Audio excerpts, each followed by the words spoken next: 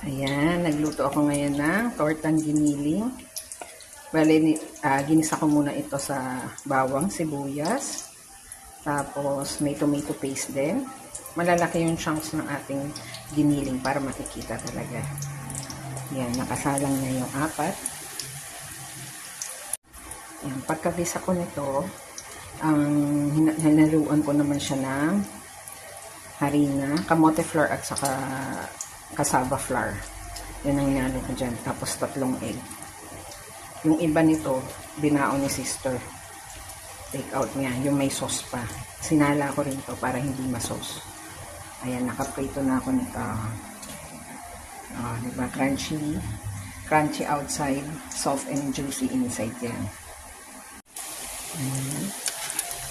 Baliktarin na natin. Niluluto ko siya sa medium to high heat.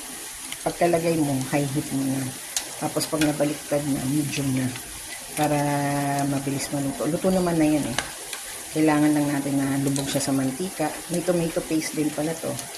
Yan lang. Tapos wala na akong, kung baga sa pagkisa ko pa lang, nandun na yung panimpla.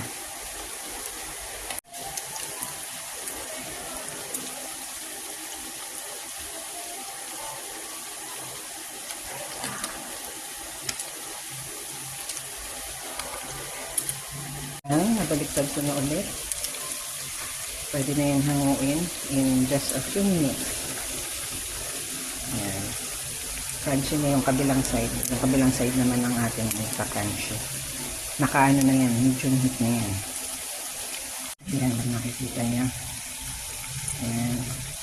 Tapos ipapahanginan lang natin saglit. Hindi pwede yung diretso sa lalagyan para ma-maintain niya yung crunchiness niya. Ayan. Pinapahanginan natin para ma-maintain yung crunchiness. Parang nagmukha siyang okay, diba? Pero torta yan. Tortang giniling na may tomato paste.